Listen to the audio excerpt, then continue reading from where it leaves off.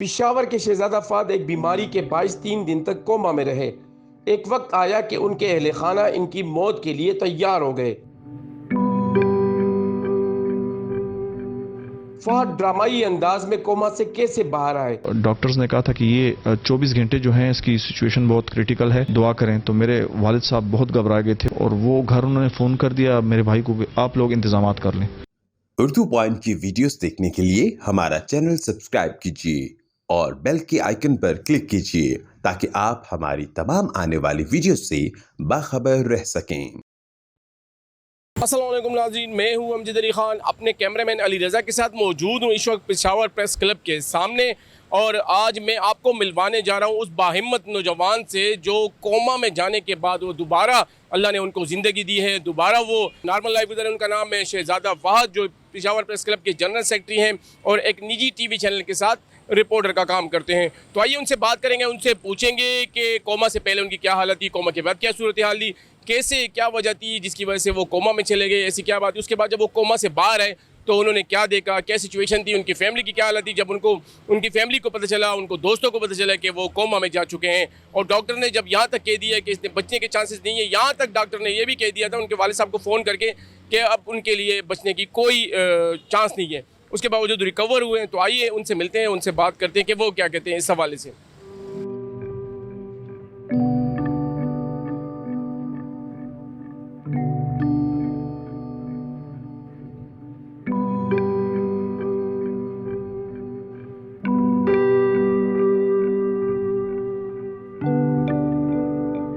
سب سے پہلے تو فہد صاحب اپنے بارے میں بتائیے گا، آپ کتنے عرصے سے جو ہے میڈیا میں ہیں اور یہاں پہ اس وقت کس پوسٹ پہ ہیں، یہ ذرا ہمارے ویورز کو بتا دیں۔ جی، میرا نام شہزادہ فہد ہے اور میں پشاور پریس کلب کا جنرل سیکرٹری ہوں۔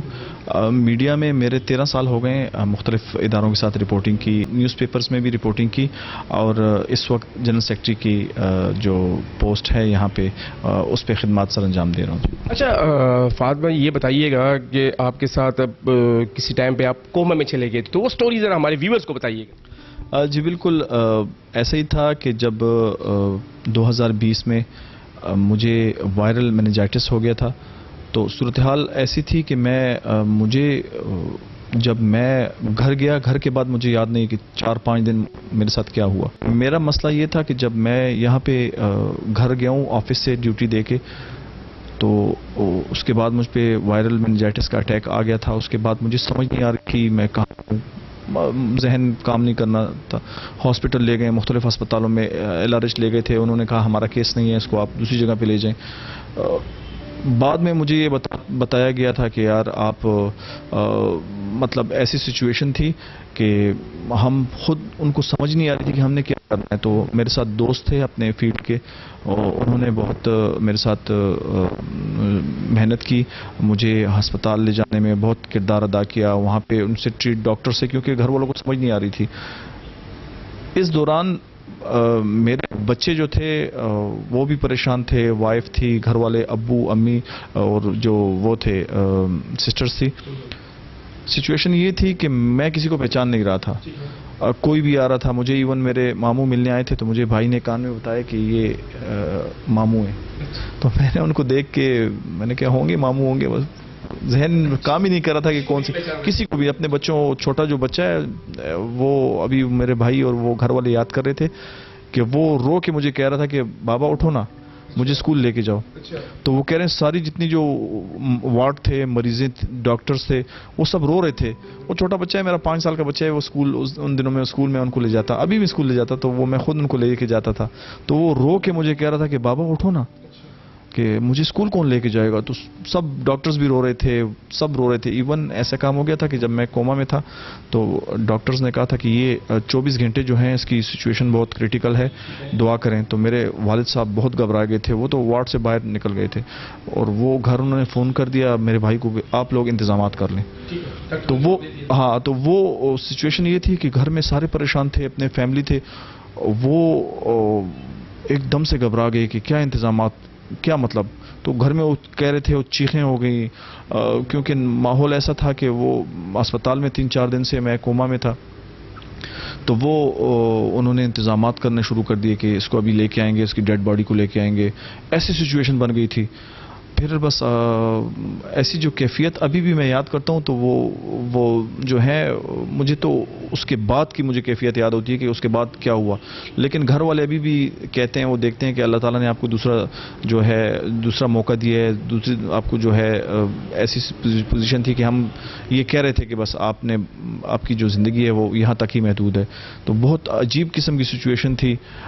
میں ابھی بھی بیان مطلب میرے الفاظ نہیں ہے کہ میں وہ بیان کروں کہ جس قسم کی مطلب جو پوزیشن, جتنی مصیبت ہمارے گھر والوں پہ گزری, ہمارے دوستوں پہ. اچھا, میں دوسری بات پھر جب میں صحت یاب ہو گیا تھا, پریس کلب کے آپ یقین کریں کہ ممبرز جو تھے وہاں ہسپتال والے وہ تنگ آ گئے تھے کہ بس مت آئیں ہمارے پاس, یہ ڈسٹرب کر رہے ہیں آپ اس کو. یہاں پہ ختم قرآن پریس کلب میں, آفس میں جتنے دوست تھے ان کے گھروں میں. اس کے بعد مجھے کال ہیں کہ ہم آپ کے لیے دعا کر رہے تھے. تو سن کے میں نے کہا چلیں ہمارا بھی کوئی دعا کرنے والا ہے, یاد کرتے ہیں ہمیں بھی. تو مجھے خوشی بھی ہوئی تھی, لیکن وہ سچویشن جو تھی وہ بہت خطرناک تھی. فہد, یہ ہوا کیا تھا, کیسے آپ کوما میں چلے گئے, کیا کوئی ٹیبلٹس یوز کی تھی, کیا ہوا تھا؟ اصل میں ڈاکٹرز کہتے ہیں کہ یہ سٹریس کی وجہ سے, ٹینشن کی وجہ سے بہت کم لوگوں پہ وائرل میننجائٹس آ جاتا ہے اور اس کی ریکوری بہت مشکل سے ہو جاتی ہے. تو کچھ نہ کوئی فالٹ رہ جاتا ہے دماغ میں. پوزیشن یہ تھی کہ ہمارا تو کام ہی آپ کو پتہ ہے ہیکٹک کام ہے, یہاں پہ جانا وہاں پہ جانا. تو وہ ہم اصل میں صحافی عام انسان جو ہوتا ہے تو وہ اپنی ایک ٹینشن لے کے جا رہا ہوتا ہے زندگی کے ساتھ, اپنی ٹینشن کے ساتھ. وہ اس کو پتہ ہوتا ہے کہ یار مجھے زندگی کیسے گزارنی ہے. مطلب آج کل مہنگائی کا دور ہے, وہ اس کو مینیج کرنا ہوتا ہے, گھر کے خرچے سب کچھ. ہم تو لوگوں کے غم بھی ساتھ لے کے جا رہے ہوتے ہیں, تو وہ ہماری سچویشن عام بندے سے ڈبل ہو جاتی ہے.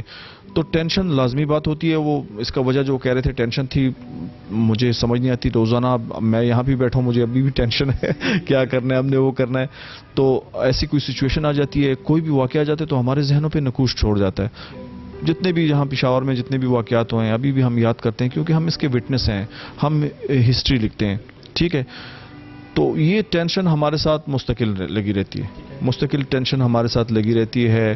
اور ڈاکٹرز کا یہی کہنا تھا کہ آپ کو ٹینشن کی وجہ سے ہوا ہے اور ٹینشن مت لیں. اچھا, جب آپ کوما میں چلے گئے تو اس کے بعد جو ہے آپ کے جو ہے والد صاحب, اور جب ان کو کہا گیا ڈاکٹرز نے کہ جواب دے دیا, تو ان پہ کیا گزری, کیا صورتحال تھی؟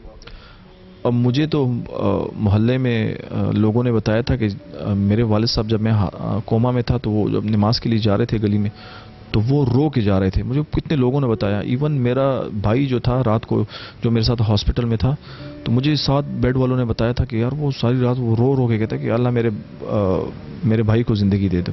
تو سچویشن یہ تھی کہ والد, گھر والے, بھائی بہن, ماموں, جتنے بھی دوست تھے, چچا تھے, سب کی سچویشن تھی, کیونکہ وہ سب نا امید تھے. وہ کہہ رہے تھے کہ مطلب ان کا جو میری سچویشن, جو مجھے ہاسپٹل میں جو بھی مجھے دیکھ کے جاتا نا, تو وہ کہہ رہا تھا کہ اس کا بچنا مشکل ہے. 99% جو ہے ڈاکٹر نے جواب دے دیا تھا کہ آپ نہیں بچیں گے. جی, کیونکہ اصل میں سچویشن یہ تھی کہ جب آپ کو سمجھ نہ آئے نا بیماری کی, اور وہ سٹارٹ میں کیونکہ میں 2-3 ہاسپٹل مجھے لے گئے تھے, تو وہ سچویشن یہ ہو گئی تھی کہ ان کو پتا تھا کہ بس یہ اس پہ کچھ ہو گیا ہے.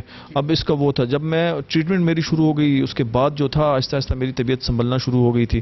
تو اس کے بعد پھر میری جو فرسٹ ٹائم جب کال میں نے جب باتیں کی نا, تو وہ صبح نماز کا ٹائم تھا. تو میں نے جس ٹائم بھائی کو بولا کہ میں کہاں پہ ہوں, تو بھائی نے اتنی خوشی سے وہ میرے پاس اٹھ کے آیا, اور جتنا وہ کیا تھا اس کے بعد انہوں نے گھر فون کیا. تو گھر صبح کے وقت سارے گھر والے میرے پاس پہنچ گئے تھے. تو مجھ سے پوچھ رہے تھے کہ کیسے ہو, ٹھیک ہو؟ تو میں نے کہا میں ٹھیک ہوں, مجھے کیا ہوا ہے. تو مجھے وہ پچھلی جو سچویشن تھی مجھے بالکل یاد نہیں پڑ رہی تھی. ایون میں نے اپنے آپ کو دیکھا تھا تو میں کہاں ہوں, میں خود حیران تھا کہ ساری چیزیں سفید کا ہے یا کیسے پہنچ. کوما سے پہلے آپ نے آخر کیا, کوما سے پہلے کیا دیکھا, اور کوما کے بعد آپ نے اپنے بھائی کو دیکھا, کوما سے پہلے کیا دیکھا جب آپ بے ہوش ہونے والے تھے؟ مجھے صرف اتنا یاد پڑتا ہے کہ میں آفس سے جس ٹائم نکلا تو میں گھر گیا, اور گھر جا کے میں نے رضائی لی اپنے اوپر اور میں سو گیا بس. اچھا, اس کے بعد آپ کوما میں چلے گئے؟ اس کے بعد مجھے کوئی یاد نہیں. آپ نے پھر اپنے آپ کو ہاسپٹل میں دیکھا؟ وہ جب میں ہوش میں آیا تو میں نے اپنے آپ کو ہاسپٹل میں پایا, اور میں پوچھا تھا کہ میں کہاں ہوں. اچھا فہد, کتنے دن آپ کوما میں رہے؟ 3 دن میں کوما میں رہا تھا. 3 دن کوما میں رہے, اور ایک معجزہ ہے کہ اللہ نے آپ کو دوبارہ زندگی دی. اچھا, اس کے بعد جب آپ کیسے, مطلب کتنا ٹائم لگا آپ کو سنبھلنے میں؟ اس کے بعد مجھے مہینہ لگا سنبھلنے میں، کیونکہ کورس تھا، میڈیسن تھا، جو انجیکشن تھے وہ بڑی ضروری تھے، تو تقریباً 1 مہینے میں میری ریکوری ہوئی تھی۔ اچھا 1 مہینے میں، تو ابھی بھی کیا کچھ ایسی سچویشن ہے تھوڑی بہت کہ ابھی مکمل کور ہوئے ہیں یا نہیں؟ اس میں ایک مسئلہ ہوتا ہے، بہت سے لوگ جلد ریکور ہو جاتے ہیں، تو دوستوں کی دعا تھی، ہم تو مطلب ایسے ہیں کہ دوستوں کے بہت احسان مند ہیں، فیملی کے، دوستوں کے، تو انہوں نے بہت دعا کی صحت یابی کے لیے، تو شکر ہے آپ کے سامنے بیٹھا ہوں میں۔